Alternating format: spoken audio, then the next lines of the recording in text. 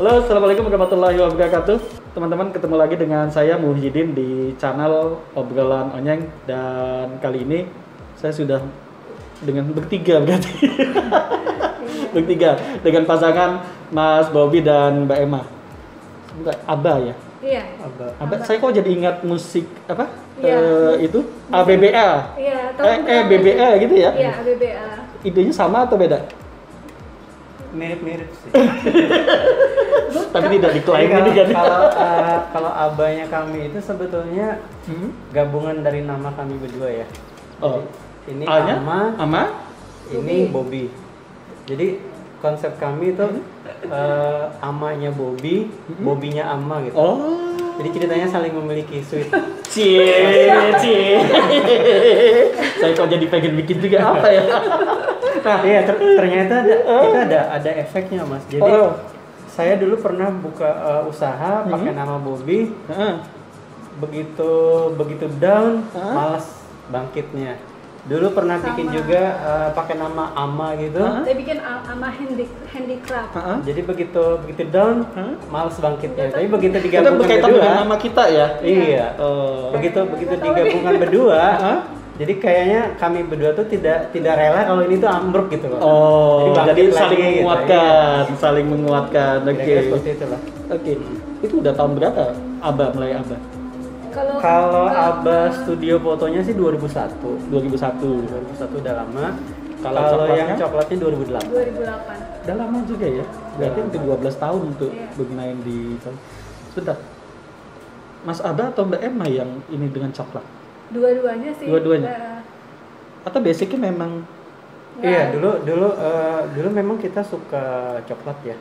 penyuka coklat saja, Iya. atau memang pertanian atau? Enggak. Dulu kan sama-sama kantoran ya, dia kan kerja di tambang. Tambang Intan. Di Cempaka tuh. Dia masih kerja di Indofood waktu itu. Terus 2 tahun Garus Cempakanya udah tutup, ceritanya ngelamar lagi kan, dapatnya malah di tambang lagi, cuma tambang Intan dan jauh Mas, di tambang emas ya, daerah Kelian. Dan terus kalau saya sih masih kerja di Indofood kan, terus cuman waktu itu sistem kerja di Kelian itu 6-2, jadi 6 minggu kerja, 2 minggu off ya, 2 minggu di 2 minggu libur. Jadi kan ketemunya bisa dibayangkan. Ya, bahasa sederhananya Hubungannya dengan coklat apa? Itu belum. Bisa di SMS saja. Kok SMS? Oh, terus. Iya, jadi Oke. kalau coklat sih sebetulnya kita berangkatnya dari hobi juga ya. Hobi sih tanya. Hobi. Saya suka coklat, istri suka coklat. Ah. Terus kalau misalnya ada produk baru coklat, biasanya saya beli. Oh. Mulai dari PDKT dulu sebelum pacaran. Jadi kayak misalnya malam minggu tuh bawa coklat gitu. Oh gitu. Jadi kita ngobrol sambil makan coklat. Tapi nggak gemuk ya. Iya. Nah, terus sampai begitu saya keluar dari tambang, kemudian saya buka usaha sendiri, studio foto digital. Waktu itu saya minta istri saya juga supaya berhenti. Tapi waktu itu belum berani sih sebenarnya. Jadi kan di awal studio foto saya masih, karena kan kita masih ada apa istilahnya tagihan. Double garden lah ya masih ya. Yang ini juga. Terus Nah, itu begitu berjalan. kita sudah kita putuskan oke, keluar, nanti baru kita cariin bisnis gitu yang supaya ada kesibukan. Jadi dulu saya berhenti dari Indofood juga ke studio foto. Jadi dulu kita malah sering pre-weddingnya, kadang foto-foto berdua gitu. Tapi sambil juga bawa coklat, nyemil coklat. Iya, itu masih sambil bawa coklat. Iya. Nah, terus di tahun 2008 itu kan baru mutusin karena buka usaha sendiri. sudah istilahnya udah ada karyawan yang bantuin, kita kayaknya nggak ada kerjaan gitu loh. Semua udah bisa di-handle kan. Jadi ya udah kita buka usaha apa, saya bilang, terus dia bilang langsung, kenapa nggak bikin coklat gitu. Iya, Apa produk awalnya apa coklatnya? Ini yang jadi ini. kita lebih banyak main di aneka bentuk sebetulnya. aneka bentuk. Jadi, Jadi produk pertama lollipop coklat nih ya. Jadi saya sih kita cari-cari di internet kan, yang Cara kayaknya bikinnya, cara seperti bikinnya. Terus waktu itu kita kesulitan bahan baku. Bahan baku tuh rata-rata semua di Jakarta. Di sini susah. Di sini nggak ada. Jadi Kita beli masih di sana. tangkai yang ini pun kami ceritanya belinya di Jakarta. Oh, tapi kayak ini cuma sedotan biasa, bukan? Bukan stick coklat. Oh, Itu ada. Nah, jadi kan kami bingung nih Mas. Jadi saya coba searching nih yang jualan coklat di Jakarta.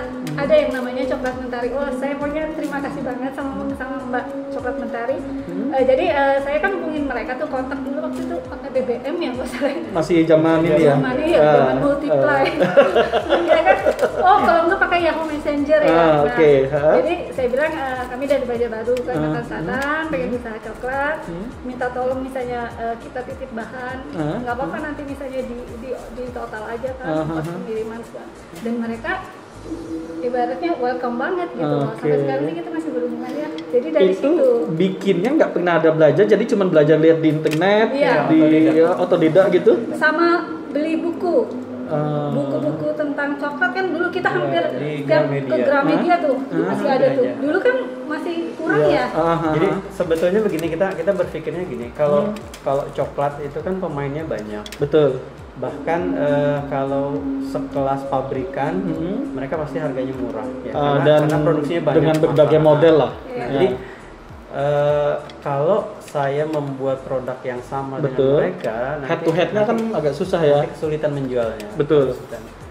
Nah akhirnya kita berpikir nyari produk yang tidak ada dulu. Jadi oke lah, coklat mungkin ada di tempat lain, tapi tidak ada coklat spesifik yang yang tidak ada itu yang kita bikin gitu. Dan jadi awalnya seperti ini belum ada. Marketnya anak-anak atau remaja atau? Iya, jadi kita ngeliat marketnya juga. Kayak misalnya kalau anak-anak dia cenderungnya coklat tuh makanan tuh kayak dipegang-pegang gitu kan. Jadi kita bikin yang pakai stick ini. Nah untuk cetakannya sendiri pun kita ada banyak tema, nanti menyesuaikan ya. Ada tema Idul Fitri. Ini contohnya ya, itu contoh cetakan gitu ya. Jadi kayak aneka kreasinya itu bisa dijual satuan seperti ini, atau bisa juga dibikin bundle paket gitu ya. Oh, jadi misalkan dalam satu bundel tuh ada beberapa aneka binatang misalnya ya. Ada kupu-kupu, ada apa, jadiin satu gitu. Kita kemas lagi, nah itu bisa jadi kayak semacam gift set gitu, hadiah. Bertahan berapa lama waktu ini bikin? Maksud saya ketika kita bikin kan awal-awal tuh dibikin, kemudian dititipkan atau dijual sendiri waktu awal-awal itu? Dititipkan, sebagian dititipkan. Pernah juga. Kita itu waktu berapa lama? Dia kalau ini kan daya tahannya lama nih, hampir 6 bulan. Oh, sampai 6 bulan ya? 6 bulan. Dan itu tidak berubah bentuk ya? Artinya berubah kalau dia kepanasan. Jadi meleleh ya. Kalau kita benar-benar awalnya itu kan kita kan jadi dulu kita pertama kali pemasaran kan dibilang kan di Banjarbaru. Jadi semua minimarket Banjarbaru kita masukin tuh. Kita nggak peduli minimarketnya itu ada dingin kondisinya, penting masuk aja ya dulu awalnya kayak gitu. Target kita pengen produk kita dikenal aja. Dikenal. Jadi, karena kita berpikir itu nanti akan ada subsidi silang ya. Oh, yang di sini yang bagus, di sini ini jadi nanti nutupin gitu ya. Tapi semuanya tahu gitu. Jadi waktu itu pokoknya yang penting ini ada gitu ya, orang tahu gitu. Dan itu udah pakai nama Abah. Sudah dari awal kita pakai nama. Jadi kalau filosofi berpikir kita kira-kira gini mas, kan seperti saya bilang tadi, coklat itu di luaran sudah banyak. Betul. Kemudian kalau yang keluaran pabrikan tuh biasanya murah mereka karena jumlah produksinya banyak. Tapi waktu itu dijual berapa satu? 10.000. Sama. 10.000. Iya. Ada kompetitor yang ini nggak? Enggak ada, belum ada. Belum ada memang ya. Belum ada. Makanya kita berani mahal. Kalau sekarang sih murah. Jadi sebetulnya kita berpikirnya kan pertama itu kita harus nyari produk yang tidak ada dulu. Betul. Itu satu. Pokoknya intinya berbeda. Nah kemudian baru kita rumuskan perbedaannya mau di mana nih gitu. Betul. Oke. Mulai kita misalnya pertama kita mau bikin perbedaannya dari segi bentuk. Dari segi bentuk dulu. Di akhirnya kan kita keluar seperti ini kan. Ini ada banyak varian cetakan. Tidak habis sampai sekarang. Makanya dari 2008 sampai sekarang masih ada. Cetakannya ini memang sudah ada atau bikin sendiri? Ada. Custom? Dua-duanya sih. Jadi untuk cetakan tertentu kita bisa beli. Biasanya ada yang sudah di ini. Yang mungkin bentuk ikan, bentuk kayak gini ya, ada topi. Kalau yang kita keinginan sendiri itu biasanya custom. Jadi kita mendesain sendiri. Kita maunya coklat berbentuk relief Kalimantan misalnya kan, karena kita berada di Kalimantan. Nah itu ukurannya kita kasih ke pabriknya, nanti mereka yang bikin gitu lah akhirnya. Contohnya ini ada nih. Oh ya, oke. Ini Nah, contoh itu cetakan ya. Iya. Itu Oke. yang range-nya Kalimantan. Dari Kalimantan ini ya, Borneo Island. Iya, Borneo itu. Ini Nah, itu- khusus gitu ya. Nah, pesan cetakan itu. itu nggak akan ada dijual di tempat lain karena itu memang punya kita. Gitu. Oke. Ibaratnya apa ya, hak patennya. Hak patennya ya. Cukup mahal ini. Lumayan. Lumayan lah ya. Tapi artinya Tapi ya keputar juga tetap. Oke, artinya kita investasi lah ya, Nah, investasi untuk yang begini. Nah, kemudian itu berapa lama bertahan untuk masih menjual produk yang coklat model begini? Sampai sekarang Sampai sebenarnya sekarang Masih ya? Jadi perbedaan berikutnya kita mulai ngerembet ke dari segi bungkusnya, kemasannya. Oh ya, setelah bentuk kita masuk ke bungkus. ke Jadi bungkus tuh cover yang seperti ini. coklat bar. Jadi Ini ya dulu ya. Iya. Jadi ada coklat yang dibungkus aluminium foil. Hmm. Setelah itu baru dibungkus kemasan pakai kertas.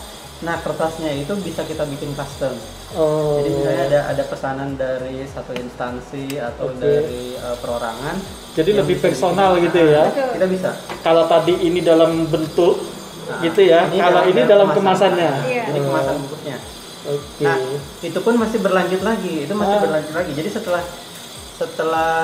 ketemu kemasan yang seperti ini, di lapangan itu ketemu kita punya kasus bahwa coklatnya ini kalau kepanasan dia melengkung. Meleleh gitu kan. Jadi melengkung.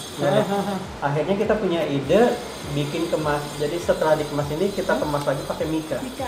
Double. Double. Iya, kemasan. double. Nah, jadi Jadi awalnya cuma begini, Iya. jadi cuma di aluminium foil, kemudian dikasih kertas ini ya. Oh, Nah, jadi setelah ini ada itu- kemungkinan melengkung gitu ya. ada. Banyak seperti coklat-coklat yang merek lain juga seperti itu. Ya kayak gini juga mungkin meleleh gitu ya. Bahkan kalau di yang saya sering perhatikan, saya pernah nongkrong di kayak di supermarket besar gitu. Orang datang ke rak-rak coklat itu biasanya Pencet. suka dipencet-pencet iseng. Orang-orang ya kayak gini ya. Iya. Ini gitu. cuma pengen tahu aja. Tiba-tiba rasa ini apa apa? gitu. Nyempil gitu, apa Iya. copot. Begitu udah rusak ya udah kan. Iya. Jadi waktu itu akhirnya kita pikir kenapa nggak kita lindungi aja Kita gitu. lindungi. Jadi pakai mika. Dan ini kuat loh teman-teman ya. Kuat. Artinya kalau cuma jatuh saja Iya, ini masih. Dan ini Jadi, kalau ini pun juga nggak bisa. Iya. Dulu awalnya ini kita sebut sebagai coklat anti pencet ya.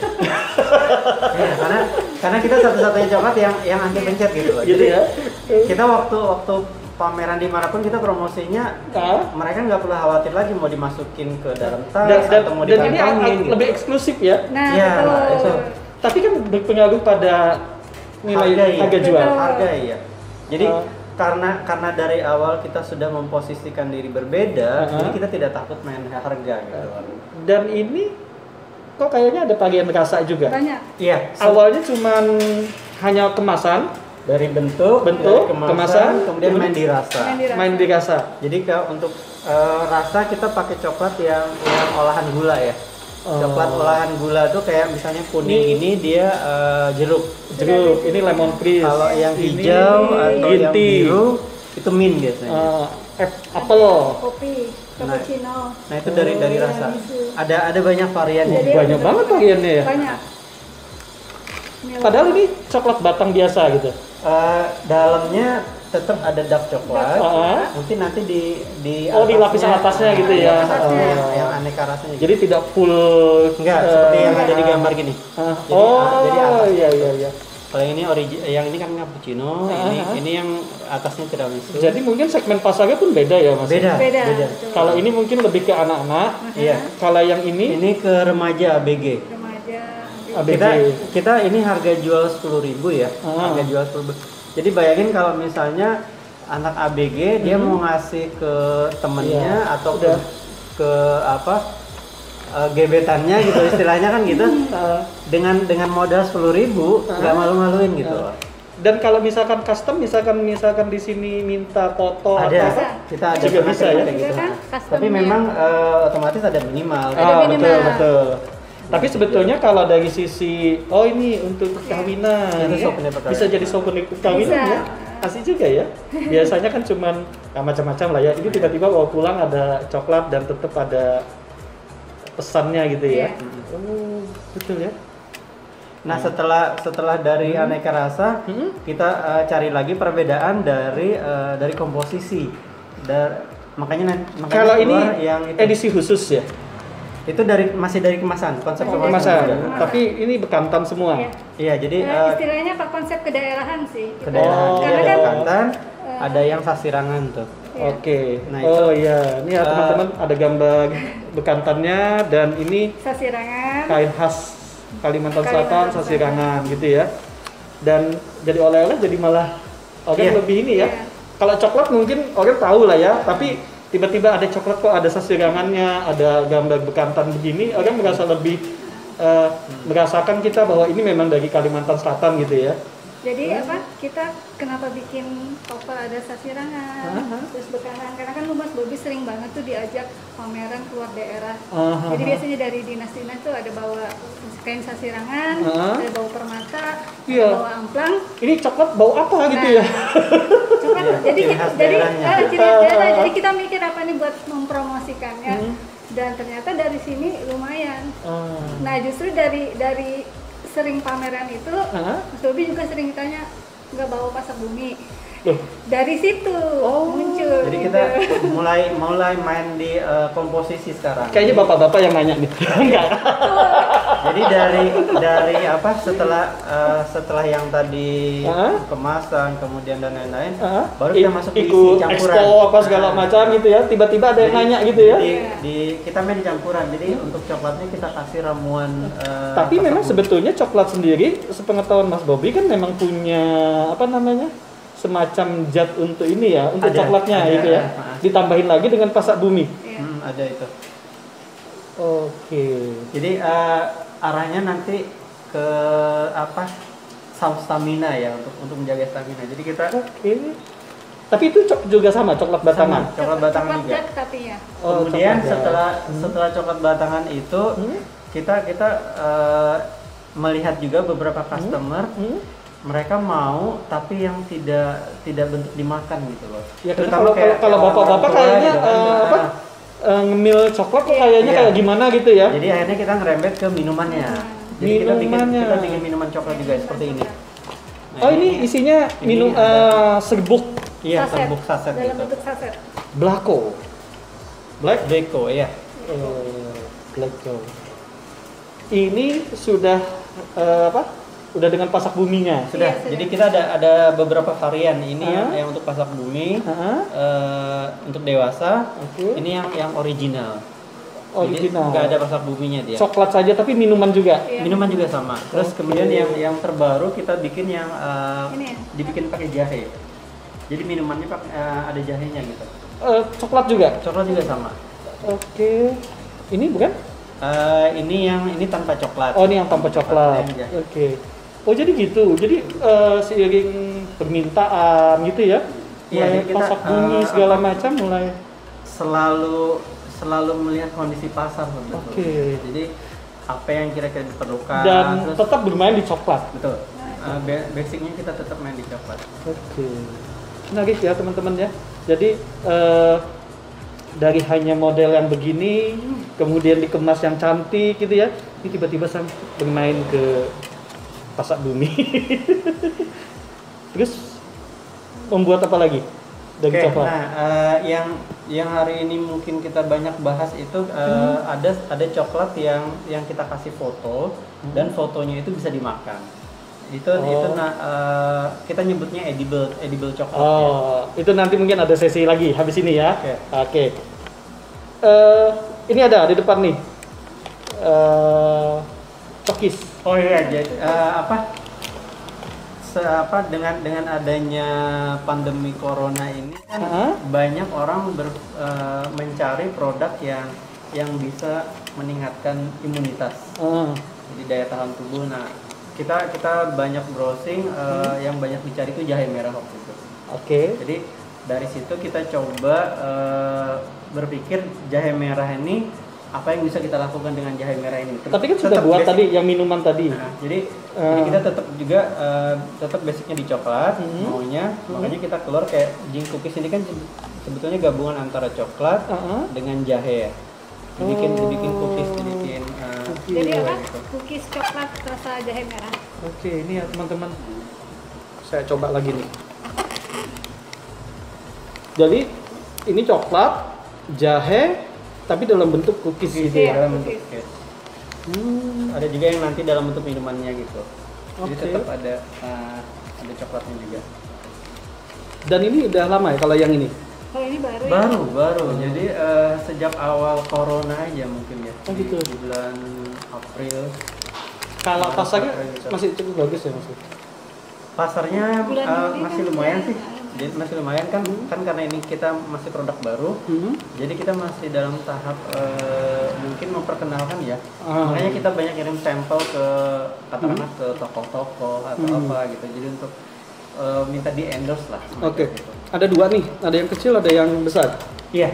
Jadi sebetulnya yang kita yang banyak menjualnya nanti seperti ini targetnya. Karena yang ini lebih besar ya.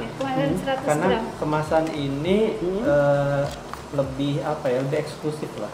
Jadi ibaratnya kalau untuk dijadikan oleh-oleh atau apa itu masih bagus gitu. Cuma karena ini dia kemasannya 100 gram dan harganya juga lumayan 35.000 yang ini ya. Jadi kita berpikir gimana caranya supaya orang mau mencoba dulu. Jadi akhirnya kita kalau udah nyoba udah tahu rasanya baru mulai gitu ya. Jadi kita keluarkan produk yang kecilnya dulu. Ini ukuran 25 gram.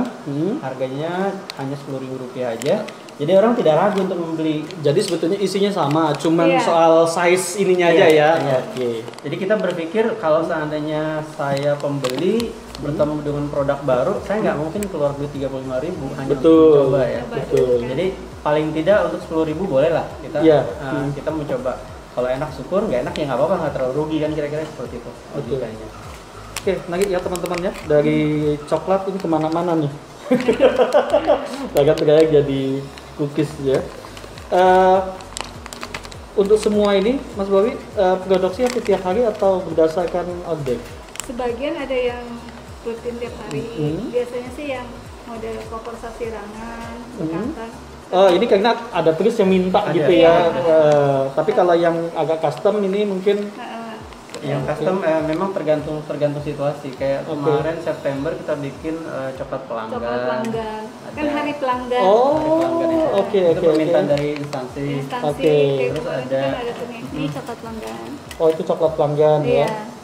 Ini ya. Jadi coklat bisa jadi souvenir, bisa jadi merchandise ya, teman-teman.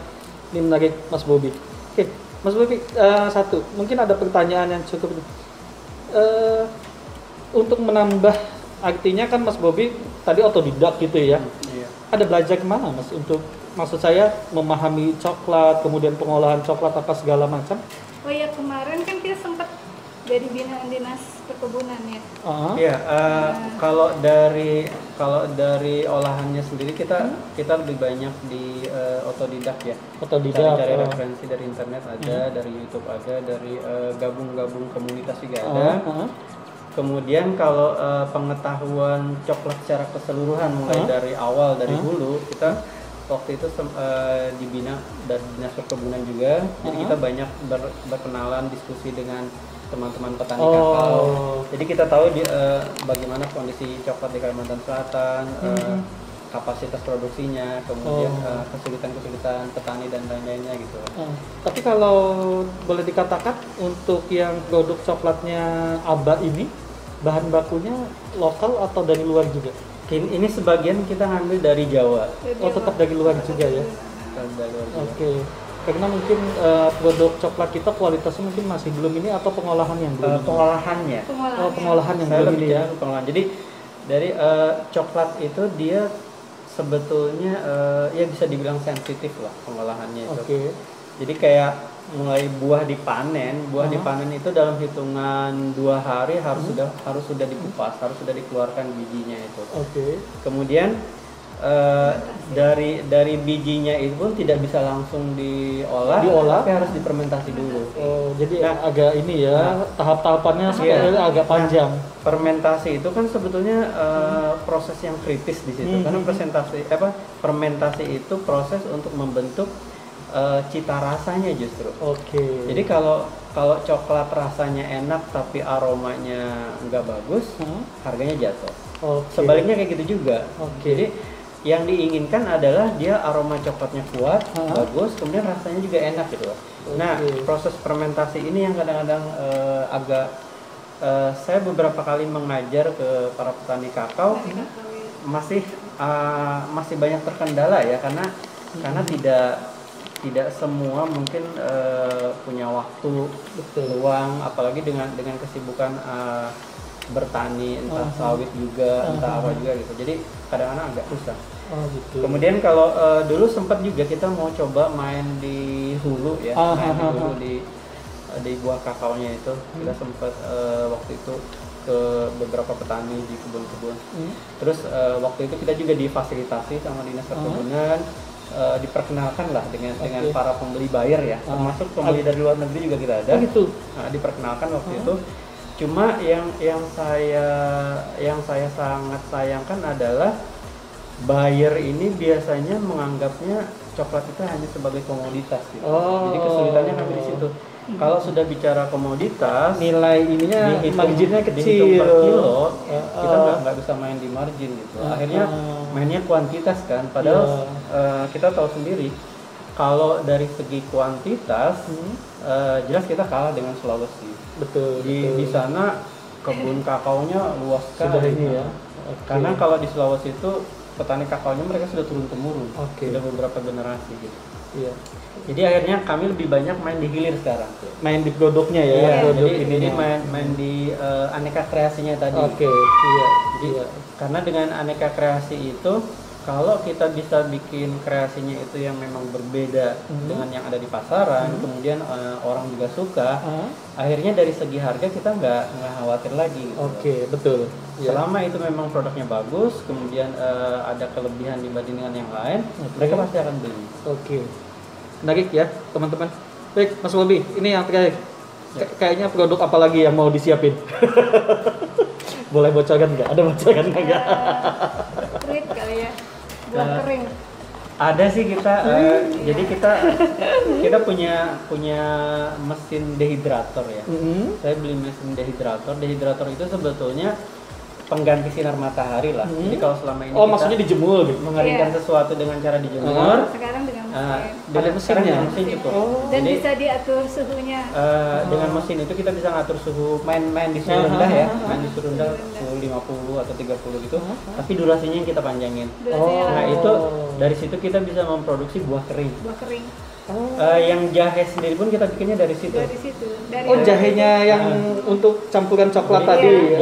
Jahe yang sudah dicuci bersih, kemudian dikupas, di blender. Habis itu kita masukin ke dalam dehidrator itu. Serbuk jahe tadi gitu. Habis itu baru dihancurin di blender lagi jadi serbuk jahe gitu. Nah, selain jahe kita juga bisa keluar buah yang dikeringkan ya. Sudah ada? Ada. Jadi kita ada buah nanas yang seperti ini. Jadi ada buah nanas, ada buah ini kemarin kasturi kita bikin. Kasturi tapi kan lagi susah ya? Iya, jadi pada waktu ada bikin buah naga juga, ada bikin tapi buah naga kan berair ya? Nah, itu prosesnya lama. Prosesnya lebih lama. Bisa sampai 24 jam lebih.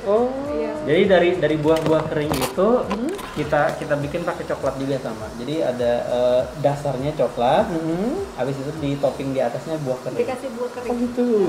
Jadi tetap rasa apa segala macam buahnya tetap ada gitu ya. Tapi ini belum sudah mulai diproduksi tapi belum dipublish secara ini ya. Kalau ini secara besar-besaran belum. Kita kalau yang khusus buah ini cuma area di bandara aja. Karena harganya kan lumayan. Masih cukup tinggi karena mesin kita kapasitasnya masih kecil. Otomatis durasinya lama, biaya produksinya juga kan tinggi. Otomatis. Tapi sebetulnya Mas Bobi waktu beli mesin itu keperluannya memang untuk ini atau? Iya, untuk buah kering. Memang untuk pengembangan usaha gitu ya. Betul. Nah, kedepannya kalau kita sudah bisa beli mesin yang lebih besar nantinya, kapasitasnya bisa kita tingkatkan, otomatis ini nanti bisa kita bikin dengan harga yang bisa terjangkau nantinya.